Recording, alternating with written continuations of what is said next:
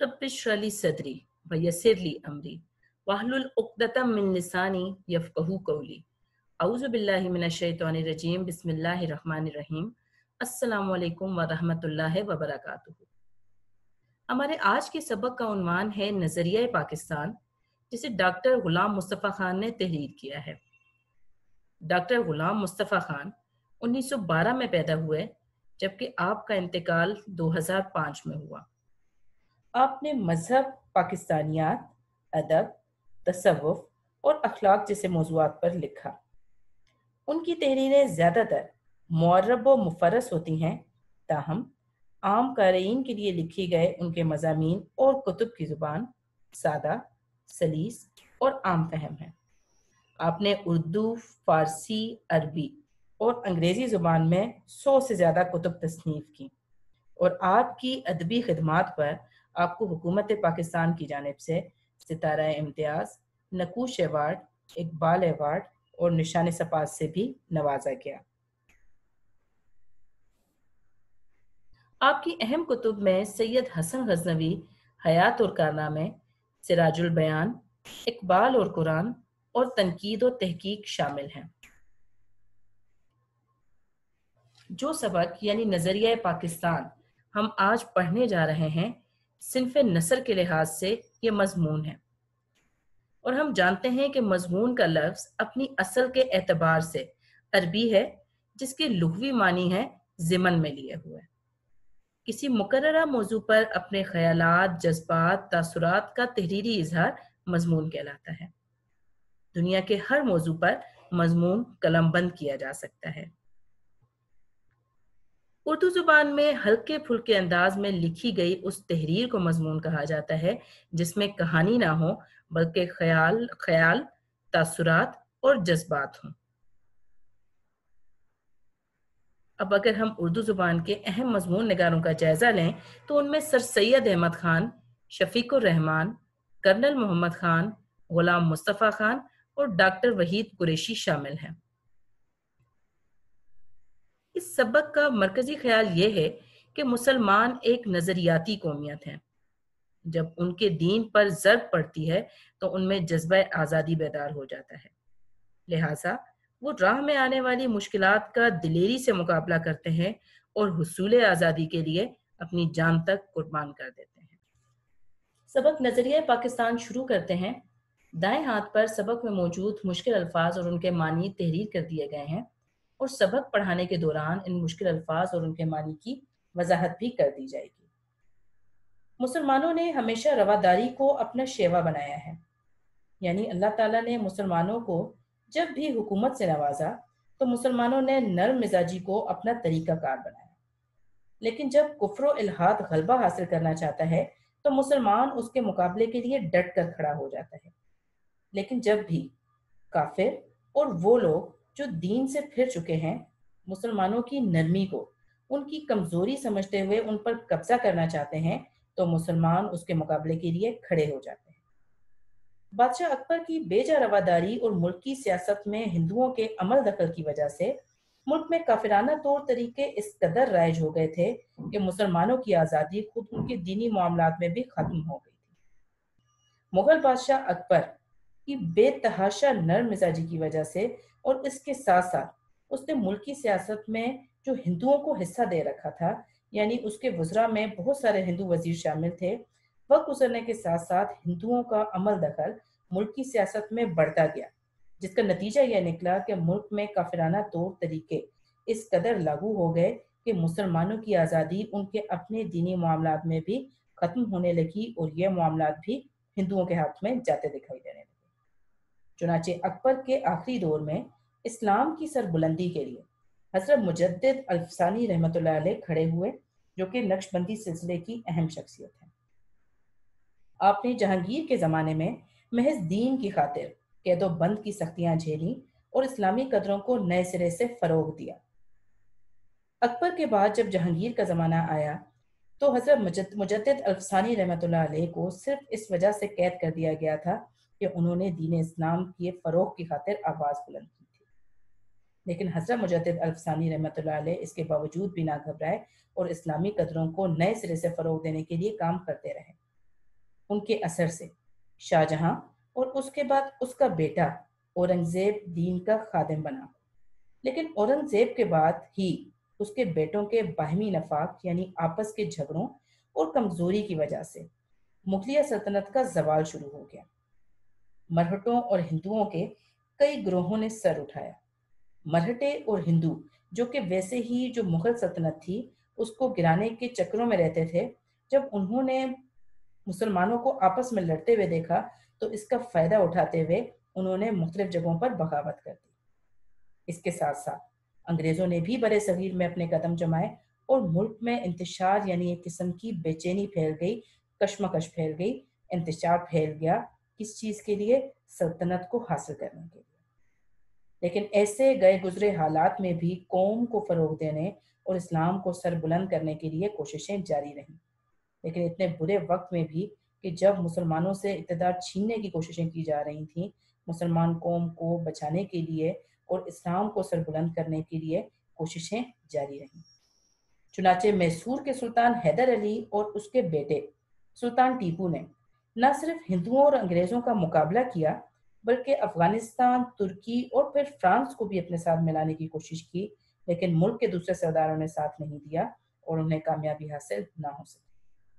چنانچہ شیر دل میسور کے سلطان حیدر علی اور اس کے بیٹے سلطان ٹیپو نے صرف ہندو اور انگریزوں کا مقابلہ ہی نہیں کیا بلکہ اس کے ساتھ ساتھ انہوں نے افغانستان، ترکی اور فرانس جیسے ممالک کو اپنے ساتھ ملانے کی کوشش کی تاکہ اپنی طاقت میں اضافہ کیا جا سکے اور ملک سے ہندوؤں اور انگریزوں کا خاتمہ کیا جا سکے۔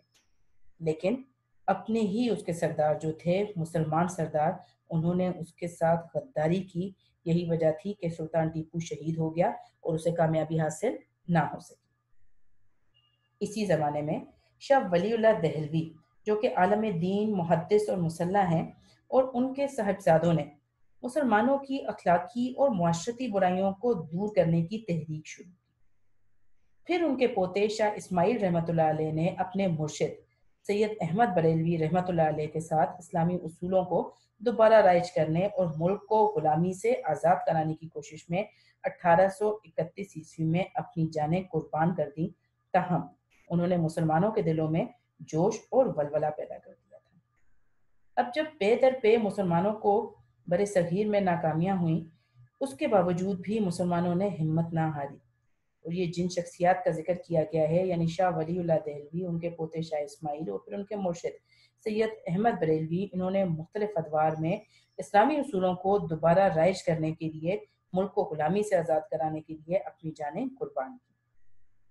انہوں نے اپنی جانیں قربان کر دیں، لیکن ان کی جانیں قربان کرنے کے ساتھ مسلمان قوم جو ایک طرح سے خواب غفلت میں مبتلا ہو چکی تھی، ان کے دلوں میں دوبارہ جوش اور ولولہ پیدا ہو گیا۔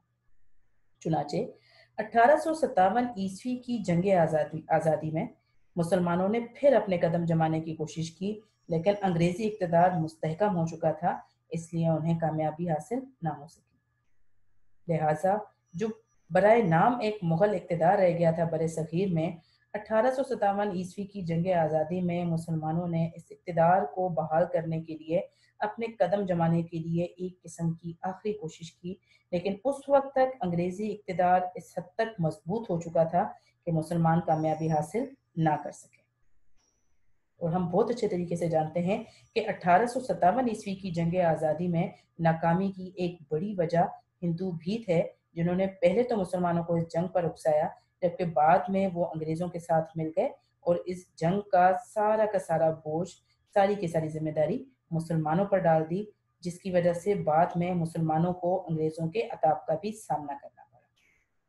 اس زمانے میں سر سید نے مجبوراً انگریزوں سے مفاہمت کو غنیمت جانا، یعنی اس زمانے میں سر سید احمد خان وہ شخصیت ہے جنہیں دکھائی دے رہا تھا کہ اگر اس وقت ہم نے انگریزوں سے صلح کی کوشش نہیں کی تو مسلمان ہندوؤں سے بہت پیچھے رہ جائیں گے۔ لہٰذا سر سید احمد خان نے انگریزوں سے صلح کی کوشش کی اور اس کے ساتھ ساتھ مسلمان قوم کی اخلاقی اور تہذیبی اصلاح پر بھی توجہ دی اور ان کے دلوں سے احساس کمتری کو دور کرنے کی بھی کوشش کی، یعنی مسلمانوں کے دلوں میں یہ احساس جڑ پکڑ چکا تھا کہ وہ انگریزوں سے کمتر ہیں، وہ ہندوؤں سے کمتر ہیں، وہ کچھ نہیں کر سکتے، سر سید احمد خان نے مسلمانوں کے دلوں سے اس احساس کو دور کرنے کی کوشش کی۔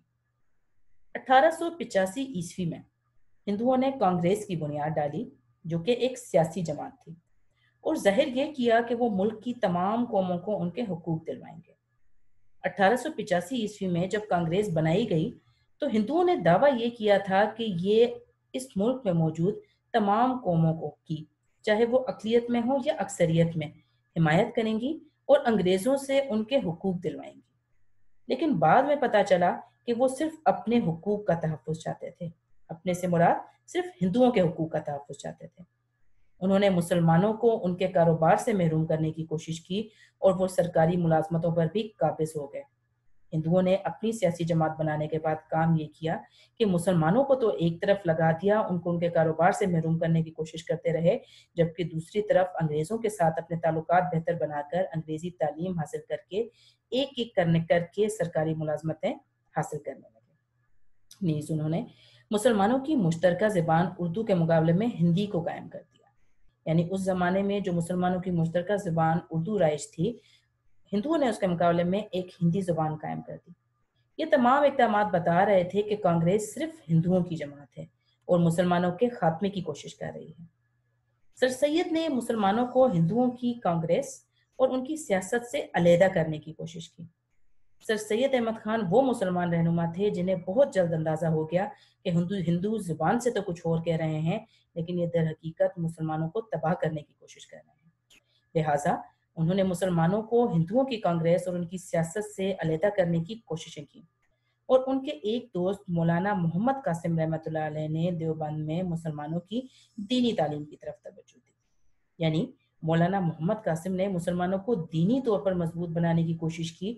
ان کے عقائد میں جو ہندو نظریات شامل ہوتے جا رہے تھے، ان کے دین کو خراب کر رہے تھے، مولانا محمد قاسم نے اس کی اصلاح کی طرف توجہ دی، جبکہ سر سید احمد خان نے مسلمانوں کی انگریزی تعلیم یا جو دنیاوی تعلیم تھی اس کی طرف توجہ دی۔ پھر سر سید کے ایک رفیق یا دوست نواب وقار الملک نے 1906 میں کل ہند مسلم لیگ کے نام سے مسلمانوں کی ایک الگ تنظیم کی بنیاد ڈالی۔ یہ تنظیم ڈھاکے میں قائم ہوئی تھی، جہاں ہندوؤں نے سازش کر کے مسلمانوں کو زک پہنچانے کے لیے، یعنی مسلمانوں کو نقصان پہنچانے کے لیے، مشرقی بنگال اور آسام کا وہ صوبہ جس میں مسلمانوں کی اکثریت تھی ختم کرا دیا۔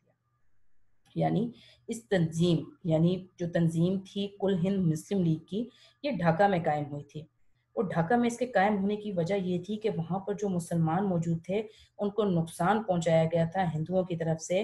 ہندوؤں نے سازش کر کے ان کے بنگال اور آسام کے صوبے کو، جس میں مسلمانوں کی اکثریت تھی، ختم کرا دیا گیا تھا، اور 1911 میں اسی علاقے کو پھر بنگال میں شامل کروا دیا۔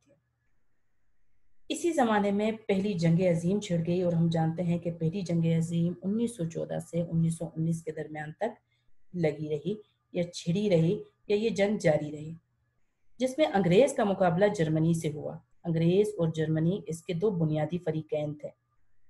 ترکی نے جرمنی کا ساتھ دیا۔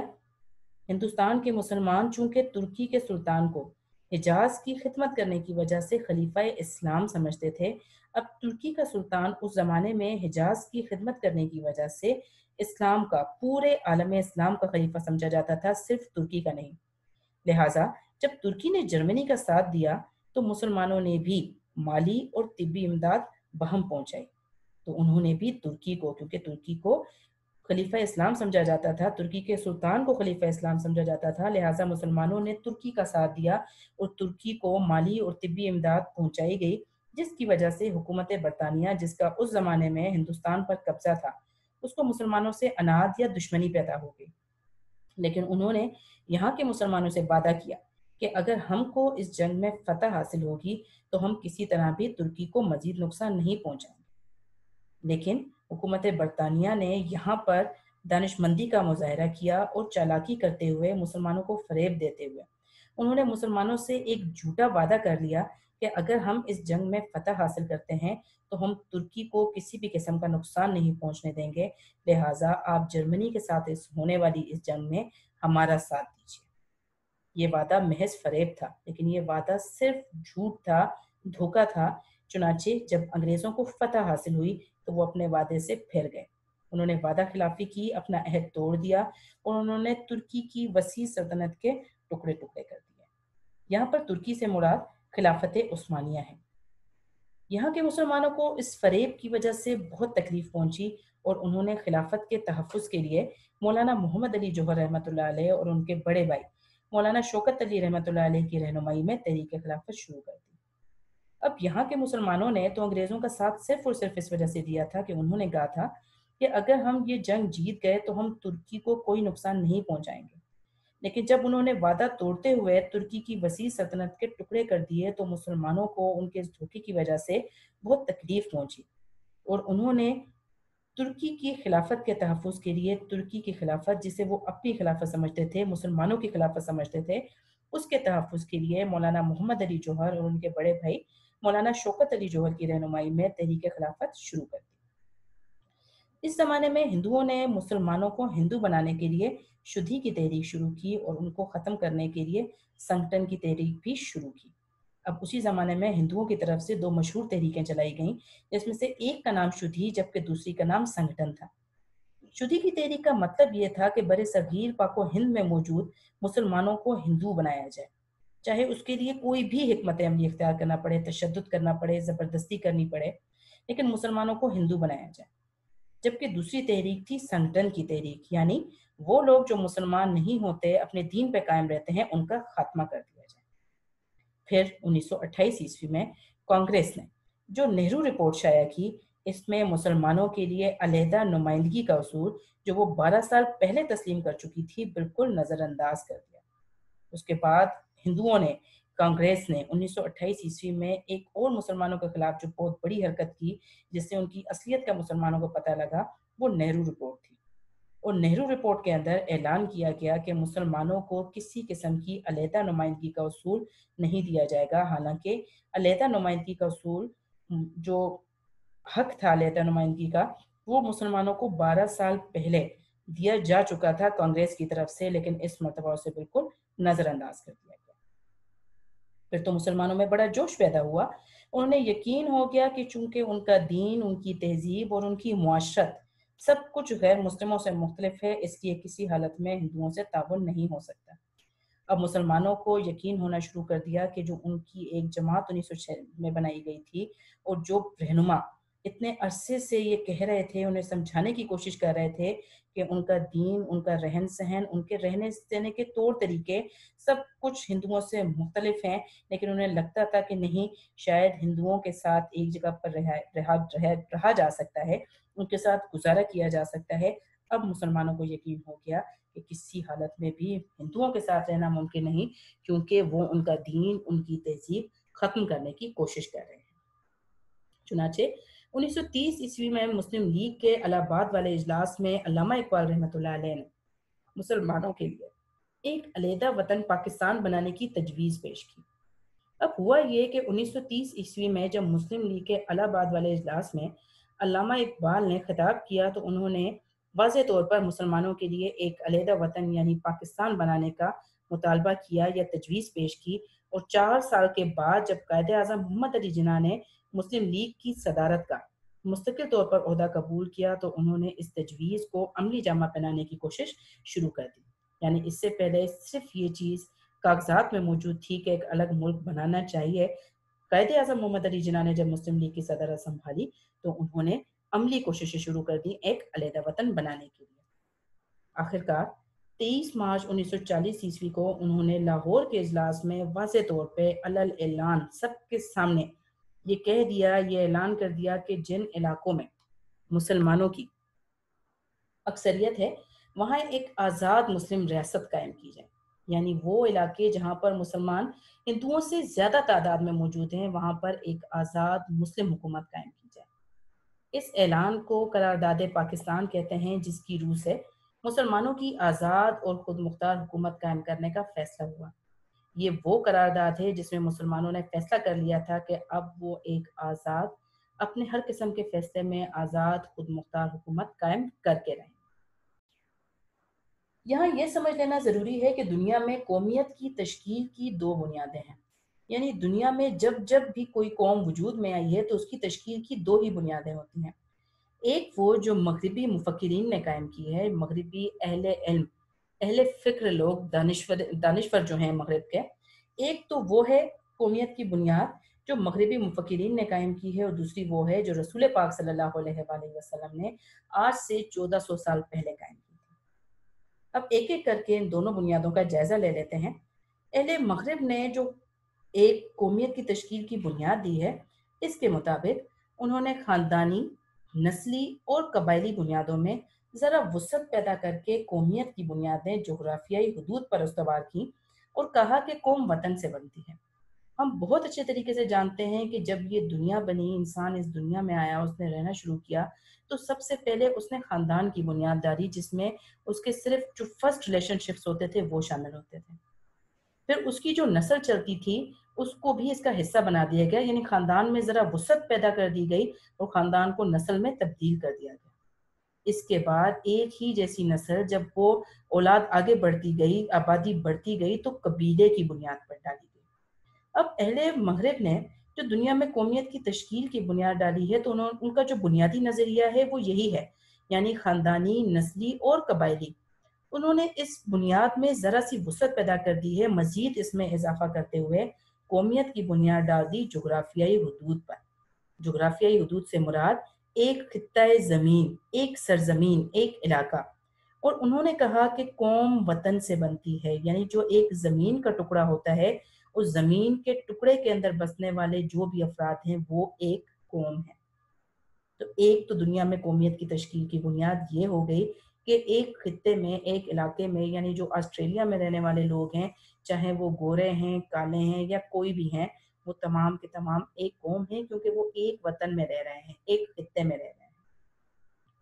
اس نظریے کی وجہ سے دنیا کے انسانوں کے درمیان تباہی کا جو دروازہ کھلا، وہ دو عالمی جنگوں کے ہونے سے بخوبی ظاہر ہے، کیونکہ یہ جنگیں وطنی قومیت ہی کی بنیاد پر لڑی گئی تھیں، اور یہ وطنی قومیت جنوبی ایشیا کے مسلمانوں کو تحفظ دینے میں تو بالکل ہی ناکام تھی، کیونکہ جنوبی ایشیا کے مسلمان اس نظریے کے تحت ایک مجبور اقلیت بن جاتے ہیں۔ اب اگر اسی نظریے کو سامنے رکھا جائے اور اس کی کامیابی اور ناکامی کا اندازہ لگایا جائے، تو اس نظریے کی ناکامی کا اندازہ اس بات سے لگایا جا سکتا ہے کہ اسی نظریے کی وجہ سے، یعنی ایک زمین کو اپنا وطن بنانے کی وجہ سے، دنیا کے انسانوں کے درمیان، تمام ممالک کے درمیان تباہی کا جو دروازہ کھلا، وہ اس چیز سے واضح طور پہ ظاہر ہوتا ہے کہ دو دنیا میں عالمی جنگیں ہو چکی ہیں، اور دونوں کی وجہ یہی ایک سرزمین ہے، یہی ایک خطہ ہے، یہی ایک وطن ہے۔ لہٰذا یہ عالمی جنگیں وطنی قومیت کی بنیاد پر لڑی گئیں۔ اب اگر وطنی قومیت کو ہم لوگ اپلائی کرنے کی یا اس کا اطلاق کرنے کی کوشش کرتے ہیں جنوبی ایشیا میں موجود مسلمانوں پر، تو یہ جنوبی ایشیا کے مسلمانوں کو تحفظ دینے میں بالکل ہی ناکام تھی۔ کیا وجہ تھی اس کی؟ اس کی وجہ یہ تھی کہ انگریز مفکرین یا مغربی مفکرین تو یہ کہتے ہیں کہ قوم وطن سے بنتی ہے۔ اس لحاظ سے دیکھا جائے تو وطن بنتا تھا برصغیر پاک و ہند، اس وقت کا مشترک ہندوستان۔ اب ان کے مطابق ہندوستان میں رہنے والے، چاہے سکھ تھے، چاہے عیسائی تھے، چاہے ہندو تھے، چاہے مسلمان تھے، وہ ایک قوم تھے، اور ان میں سے دونوں میں سے کسی کو بھی ایک الگ وطن بنانے کی ضرورت ہی نہیں تھی، یہ سب ہندوستانی تھے۔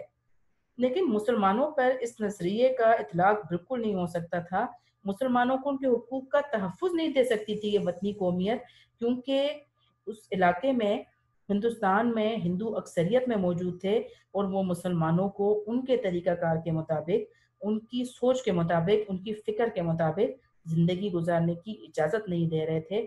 لہٰذا اگر جنوبی ایشیا کے مسلمانوں پر بھی اس نظریے کا اطلاق کیا جاتا تو کیا ہوتا کہ مسلمان وہاں پر ایک مجبور اقلیت بن کے رہ جاتے، جیسا کہ ہم آج کے ہندوستان میں دیکھ رہے ہیں کہ اگر مغربی جو مفکرین ہیں ان کے حساب سے جائزہ لیا جائے آج کے ہندوستان کا، تو وہاں پر رہنے والے جو مسلمان ہیں وہ بھی برابر کا حق رکھتے ہیں ہندوستان پر، کیونکہ وہ ان کا بھی وطن ہے، وہ بھی اس ٹکڑے کے رہائشی ہیں، رہنے والے ہیں۔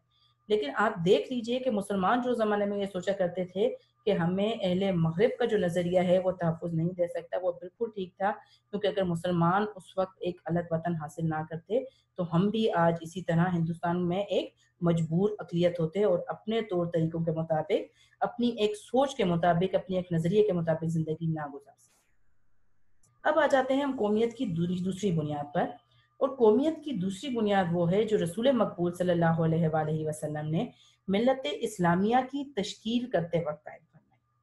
یعنی ایک قومیت تو وہ ہو گئی جو مغربی مفکرین نے قائم کی تھی اور ان کے مطابق قوم وطن سے بنتی ہے، ایک خطے میں ایک سرزمین میں جو لوگ بھی رہتے ہیں وہ ایک قوم ہے۔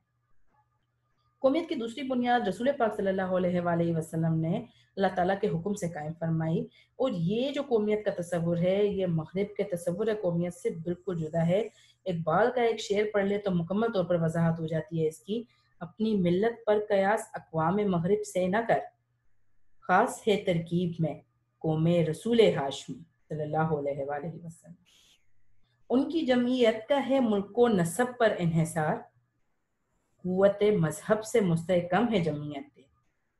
یعنی علامہ اقبال مسلمانوں کو شعر میں یہ بتا رہے ہیں کہ ایک آپ کی جو ملت ہے، آپ کی جو قوم ہے، آپ اس کے بارے میں یہ قیاس یا یہ گمان مت کیجئے کہ یہ بھی مغربی اقوام کی طرح سے ہے، آپ ان سے اپنا موازنہ مت کریں، کیونکہ رسول پاک صلی اللہ علیہ وآلہ وسلم کی تیار کردہ جو قوم ہے یہ ان کی ایک خاص ترکیب ہے، انہیں ایک خاص طریقے پہ جمع کیا گیا ہے۔ اب دونوں کا موازنہ کرتا ہے کہ دونوں میں کیا فرق ہے۔ ان کی جمعیت کا ہے ملک و نسب پر انحصار، اب انگریزوں کے لیے بتا رہا ہے، غیر مسلموں کے لیے اقبال بتا رہے ہیں کہ ان کی جو جمعیت ہے، جماعتیں ہیں، ان کی جو قومیت ہے اس کا انحصار کس چیز پر ہے؟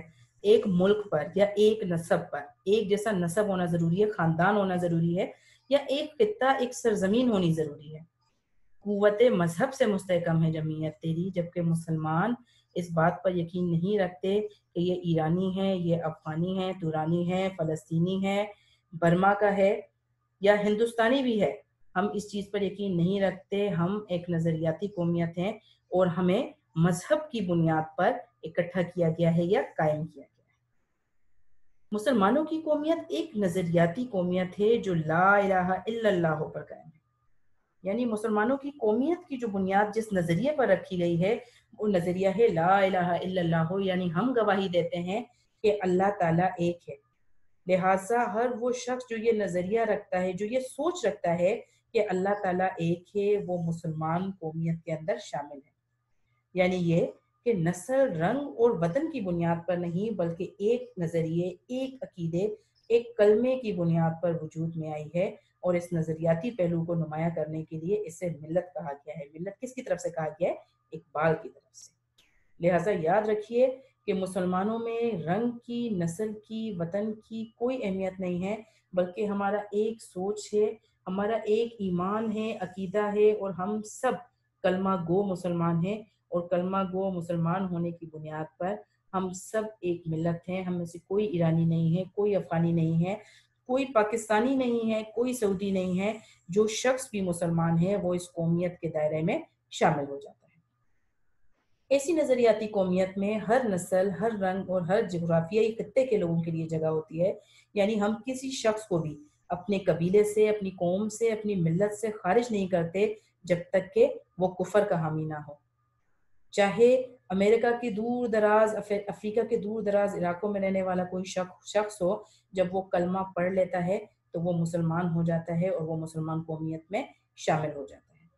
اور حقیقت یہ ہے کہ جنوبی ایشیا کے مسلمانوں کو، جن میں ہر نسل، ہر رنگ اور مختلف جغرافیائی خطوں کے لوگ شامل تھے، ایک ایسی قوم کے ماتحت اقلیت بن کر رہنا منظور نہ تھا جو اسلامی قومیت کے برعکس ذات پات، چھوت چھات اور بت پرستی کے بندھنوں میں جکڑی ہوئی تھی۔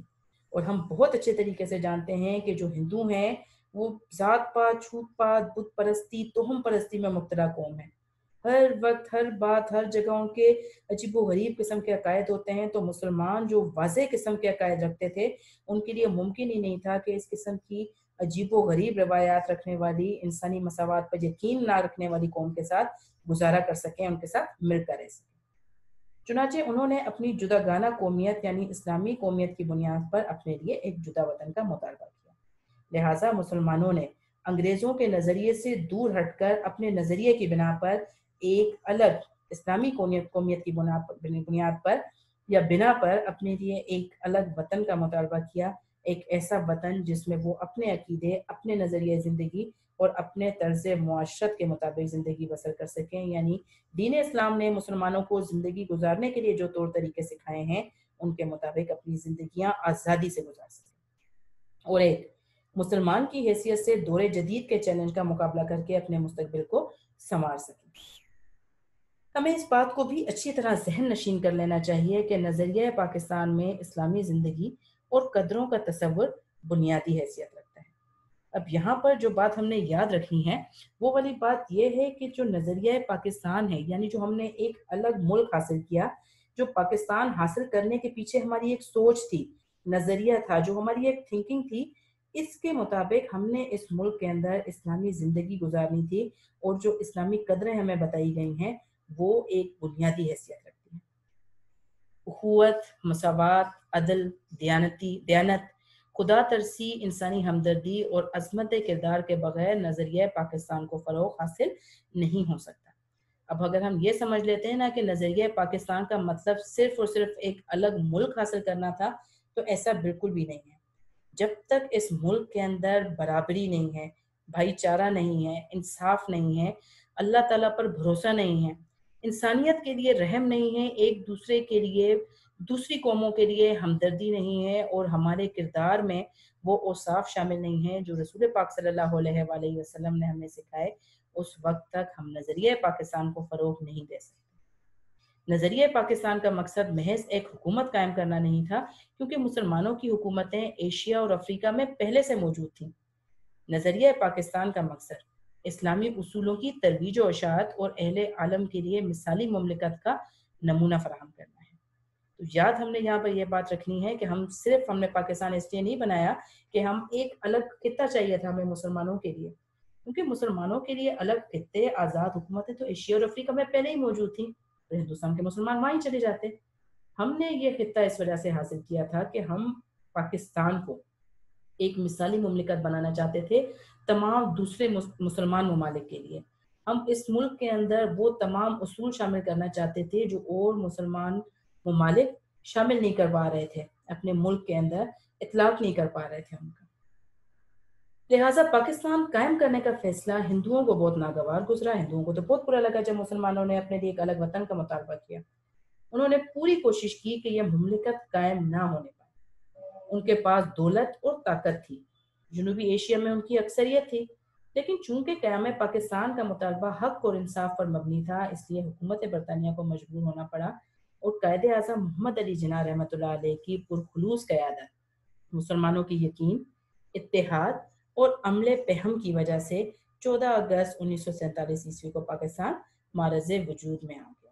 اب ہندوستان کے اندر چونکہ اس وقت ہندو اکثریت میں تھے اور مسلمانوں کی تعداد بہت کم تھی، اس کے ساتھ ساتھ ہندوؤں کے پاس طاقت بھی تھی، دولت بھی تھی، ان کے پاس اختیارات بہت تھے، تعلقات حکومت برطانیہ سے اچھے تھے، لیکن مسلمان چونکہ ایمان کی دولت سے مالا مال تھے، اس کے ساتھ ساتھ جو پاکستان کے قیام کا مطالبہ تھا وہ بھی حق اور انصاف پر مبنی تھا، قائد اعظم کی محنتیں تھیں، مسلمانوں کا یقین تھا، آپس میں اتحاد تھا، اور مسلسل کوشش اور جد و جہد کی وجہ سے 14 اگست کو پاکستان وجود میں آ گیا۔ پاکستان نے اپنے قیام سے اب تک بڑی ترقی کی ہے اور اس کا شمار دنیا کے اہم ملکوں میں ہوتا ہے۔ اگر ہم یہ چاہتے ہیں کہ پاکستان اور زیادہ ترقی کرے اور ہمیشہ ترقی کرے تو ہمیں نظریہ پاکستان کو ہر وقت پیش نظر رکھنا پڑے گا۔ اس کی بدولت ہم پاکستان کو زیادہ مستحکم اور شاندار بنا سکتے ہیں۔ تو یاد رکھیے گا ایک بات کہ پاکستان اسی جگہ پر آج نہیں کھڑا جب وہ قیام کے وقت تھا، جہاں پر وہ اپنے قیام کے وقت تھا، بلکہ پاکستان نے وقت گزرنے کے ساتھ ساتھ بہت سی پریشانیوں کے باوجود، مشکلات کے باوجود بہت ترقی کی ہے، اور دنیا کے اہم ممالک میں اس کا شمار ہوتا ہے۔ لیکن اگر ہم یہ چاہتے ہیں کہ پاکستان اس سے زیادہ ترقی کرے اور ہمیشہ ترقی کرے تو ہمیں ہمیشہ نظریہ پاکستان کو کہ پاکستان کیوں حاصل کیا گیا تھا، اس سوچ کو پیش نظر رکھنا پڑے گا۔ اسی کی بدولت ہم پاکستان کو پہلے سے زیادہ مستحکم، پہلے سے زیادہ مضبوط اور پہلے سے زیادہ شاندار بنا سکتے ہیں۔ نظریہ پاکستان کا مقصد پاکستان کو ایک اسلامی اور فلاحی مملکت بنانا ہے، یعنی ایک ایسی مملکت جو اسلامی نظام حیات کے مطابق چلائی جائے۔ لہٰذا ہمیں ایسا کوئی قدم نہیں اٹھانا چاہیے جس کی وجہ سے خدا اور اس کے رسول صلی اللہ علیہ وآلہ وسلم کے سامنے شرمندہ ہونا پڑے۔ لہٰذا ایک پاکستانی شہری ہونے کے طور پر ہمیں کوئی بھی ایسا کام نہیں کرنا چاہیے جس سے اللہ تعالیٰ اور اس کے رسول صلی اللہ علیہ وآلہ وسلم نے ہمیں منع فرمایا ہے، اور نہ ہی وہ کوئی ایسا کام ہونا چاہیے کہ جس کی وجہ سے کل جب ہم پیش ہوں اللہ تعالیٰ کے سامنے یا اس کے رسول صلی اللہ علیہ وآلہ وسلم کے سامنے تو ہمیں شرمندگی اٹھانی پڑے۔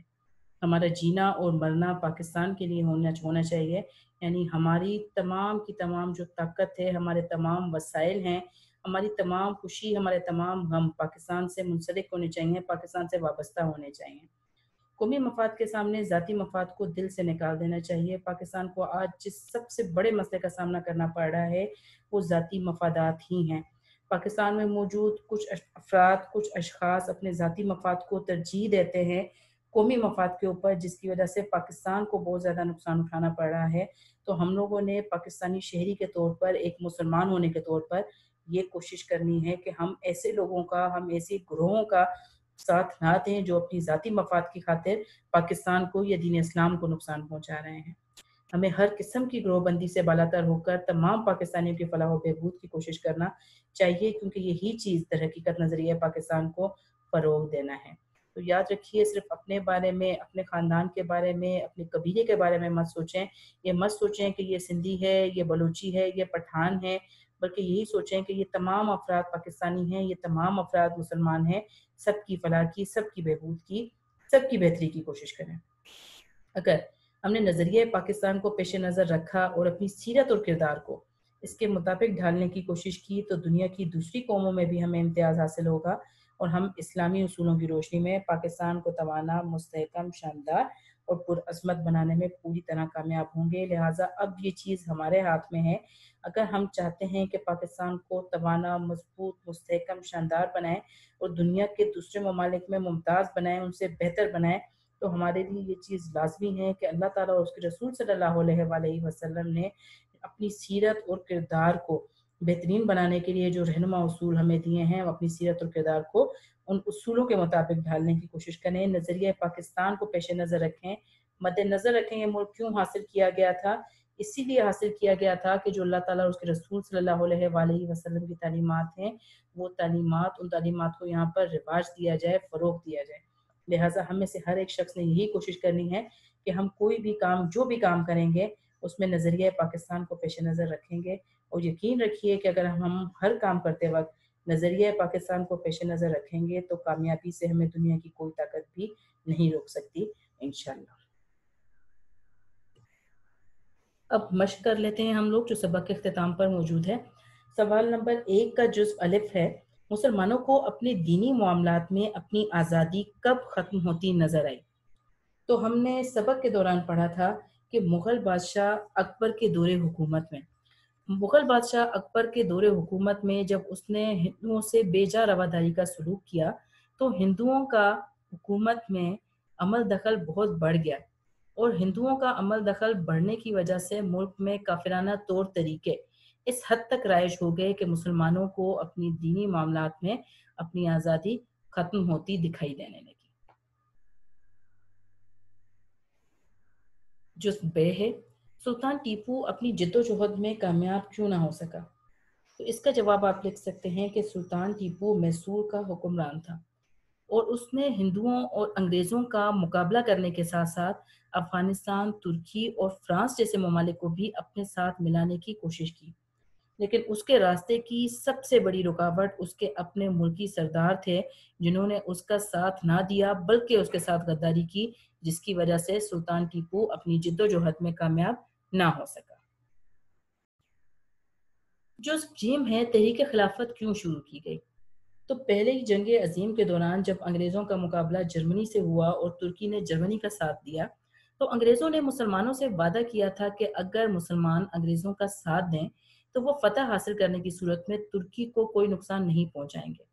لیکن جنگ جیتنے پر انگریزوں نے وعدہ خلافی کی اور ترکی کی سلطنت کے ٹکڑے ٹکڑے کر دیے گئے۔ مسلمانوں کو انگریزوں کی اس وعدہ خلافی سے بہت تکلیف پہنچی، اور انہوں نے خلافت کے تحفظ کے لیے مولانا محمد علی جوہر اور ان کے بڑے بھائی مولانا شوکت علی جوہر کی رہنمائی میں ایک تحریک شروع کی جو کہ تحریک خلافت کہلاتی ہے۔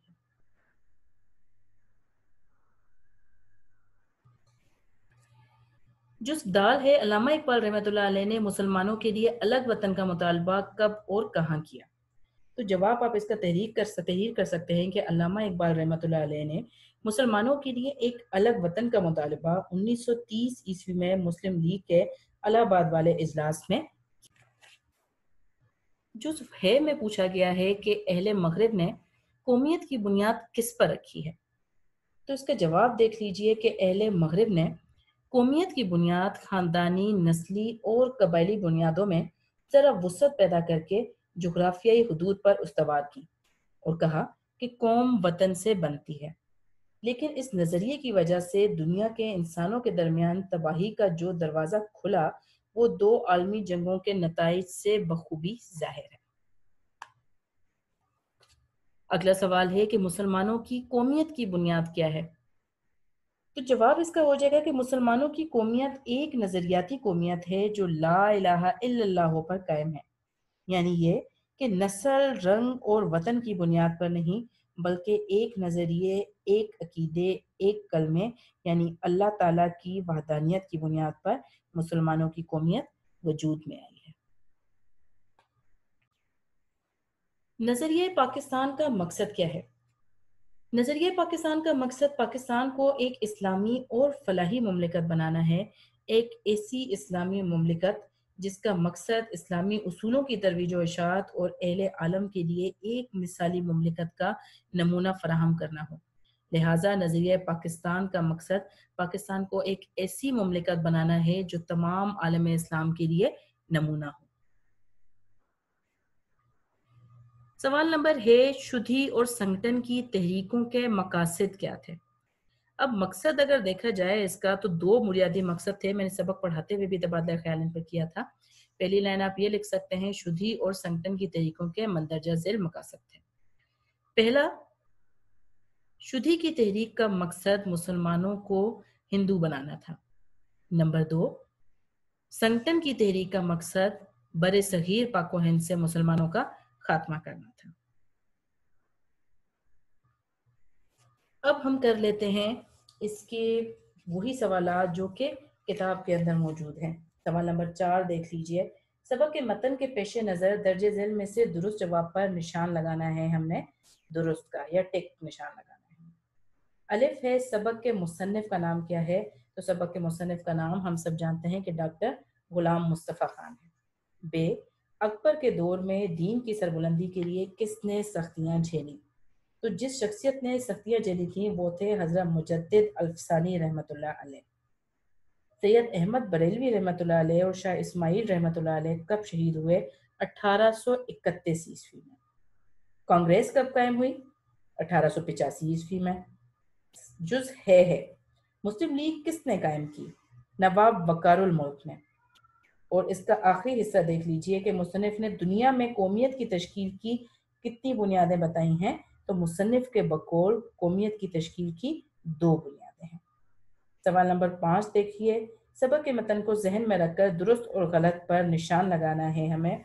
الف دیکھ لیجئے، مسلمان کفر و الحاد کا غلبہ ہوتے دیکھ کر اٹھ کھڑے ہوتے ہیں، درست جملہ ہے۔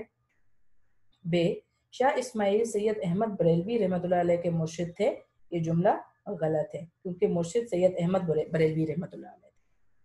جیم، سر سید نے مجبوراً انگریزوں سے مفاہمت کو غنیمت جانا، درست۔ پہلی جنگ عظیم میں ترکی نے انگریز کا ساتھ دیا، یہ غلط ہے کیونکہ ترکی نے جرمنی کا ساتھ دیا تھا جس کی اسے سزا بھی ملی تھی کہ اس کے ٹکڑے ٹکڑے کر دیے گئے تھے۔ ترکی کو نقصان نہ پہنچانے کا وعدہ فریب ثابت ہوا، بالکل درست کیونکہ انگریزوں نے اپنا وعدہ پورا نہیں کیا تھا۔ مسلمانوں کی قومیت کی بنیاد مغرب کے تصور قومیت سے مختلف ہے، یہ تو بالکل ہی مختلف ہے، درست ہے۔ کالم الف کا ربط کالم بے سے کیجیے۔ اب کالم الف کے اندر نمبر 1 پر 1930 عیسوی، 2 پر کانگریس، 3 پر مسلم لیگ، 4 پر 1831 عیسوی جبکہ 5 پر نظریہ پاکستان ہے، لہٰذا ہم کالم بے میں بھی نمبرز لکھ لیتے ہیں۔ 1930 میں الہ آباد کے مقام پر علامہ محمد اقبال نے نظریہ پاکستان پیش کیا تھا، تو اس کے ساتھ آ جائے گا الہ آباد۔ نمبر 2 ہے کانگریس، ہمیں پتہ ہے 1885 عیسوی میں قائم ہوئی تھی، اس کا تعلق 1885 سے بنتا ہے، لہٰذا 1885 عیسوی کے ساتھ 2 لکھ لیجیے۔ نمبر 3 ہے مسلم لیگ، 1906 میں بنی تھی، لہٰذا 1906 عیسوی کے آگے 3 لکھ لیجیے۔ 1831 عیسوی میں شہادت شاہ اسماعیل رحمۃ اللہ علیہ واقع ہوئی تھی، لہٰذا شہادت شاہ اسماعیل رحمۃ اللہ علیہ کے آگے 4 لکھ دیجیے۔ اور نظریہ پاکستان کا مطلب ہم بہت اچھے طریقے سے جانتے ہیں کہ اسلامی طرز حیات ہے، اسلامی زندگی ہے، لہٰذا اسلامی زندگی کے سامنے نمبر 5 لکھ دیجیے۔ اس کے ساتھ ہی ہمارے آج کے سبق کا اختتام ہوتا ہے۔ اپنا خیال رکھیے، اپنے گھر والوں کا خیال رکھیے، اپنے معاشرے کو، اپنے ملک کو ایک بہتر معاشرہ اور ایک بہتر ملک بنانے کے لیے جو کچھ بھی کر سکتے ہیں کیجیے۔ مجھے اپنی دعا میں یاد رکھیں۔ اللہ حافظ۔